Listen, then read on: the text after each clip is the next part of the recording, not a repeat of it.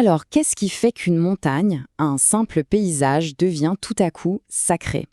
C'est une drôle de question, mais c'est une impulsion qu'on retrouve absolument partout dans le monde et depuis la nuit des temps. Des cultures entières ont regardé un rocher et y ont vu beaucoup, beaucoup plus que de la pierre. C'est ce voyage au cœur du sens qu'on va faire ensemble aujourd'hui. Pour commencer, regardez ces deux endroits. D'un côté, on a la Devil's Tower aux États-Unis, ce monolithe incroyable qui jaillit des plaines, et de l'autre, les météores en Grèce, avec ces monastères comme suspendus dans le ciel. À première vue, ils n'ont rien à voir, ni la même géologie, ni la même culture. Et pourtant, ils partagent cette aura, cette puissance symbolique qui nous fascine. La vraie question, elle est là. Pourquoi? Comment de simples formations géologiques deviennent-elles des centres de foi, de légendes, et parfois, on le verra, des centres de conflits? C'est ce qu'on va essayer de décortiquer. Voici notre feuille de route. On va d'abord voir comment les légendes naissent pour expliquer l'inexplicable. Puis, comment l'être humain a carrément bâti sur ces lieux. On plongera ensuite dans les tensions très actuelles qu'ils provoquent, avant de remonter à une idée très ancienne qui lie un peu tout ça. Et on terminera en se demandant pourquoi, au fond, ça nous touche encore. Alors, commençons par le début. Mettez-vous à la place de quelqu'un il y a des centaines, des milliers d'années. Pas de cours de géologie, pas de documentaire scientifique.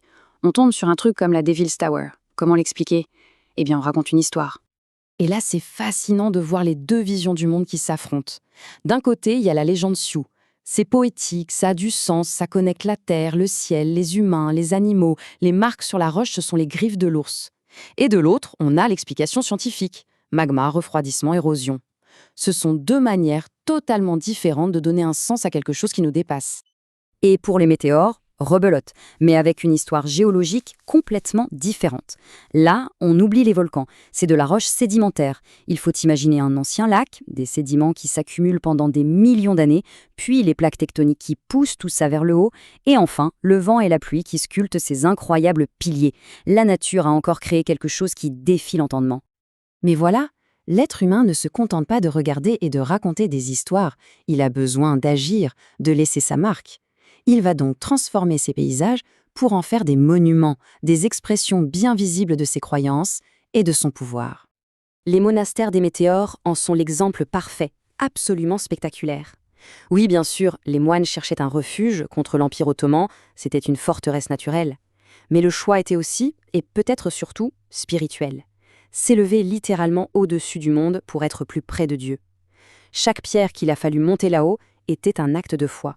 Et cette envie de construire avec d'énormes pierres, ça porte un nom, le mégalithisme. On pense tout de suite à la préhistoire. Mais l'idée de fond, elle est universelle. On utilise la pierre pour honorer la mémoire des morts, bien sûr, mais aussi pour affirmer le pouvoir des vivants. C'est cette double fonction qui est super importante. Qu'on construise une tombe néolithique ou un monastère au XIVe siècle, le défi est le même. Il faut une organisation de dingue, une main-d'œuvre énorme et, surtout, quelqu'un qui dirige tout ça. Ces monuments, c'est toujours la preuve d'un effort collectif colossal. Mais attention, cet effort collectif, ce n'était pas pour tout le monde. Loin de là.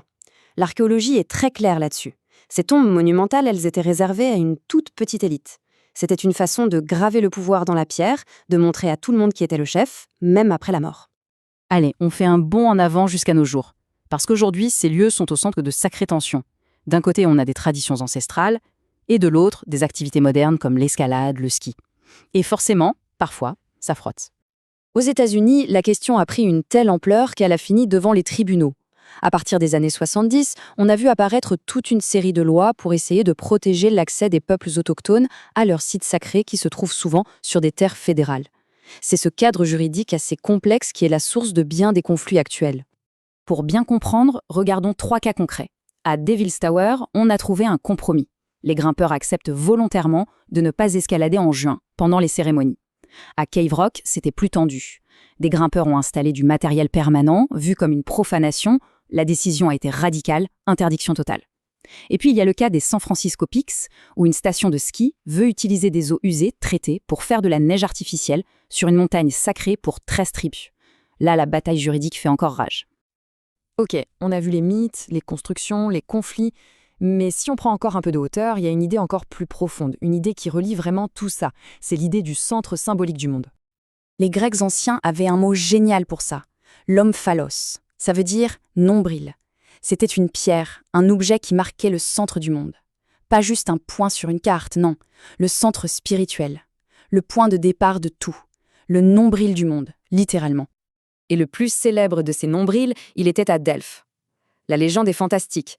Zeus aurait lâché 2 aigles, un de chaque côté du monde, et ils se seraient croisés pile à cet endroit. Et voilà comment une simple pierre devient le pivot de l'univers, le point de connexion entre les humains et les dieux. C'est cette idée de centre qui donne à ces lieux leur incroyable pouvoir. Alors en conclusion, pourquoi cette notion de lieu sacré est si tenace?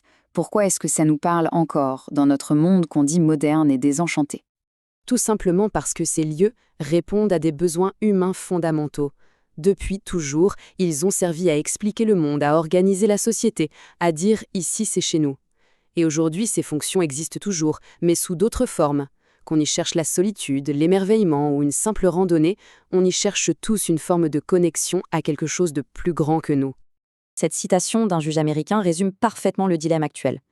Comment est-ce qu'on peut protéger l'héritage sacré d'un groupe sans pour autant interdire l'accès à des terres qui, en principe, sont publiques et appartiennent à tout le monde?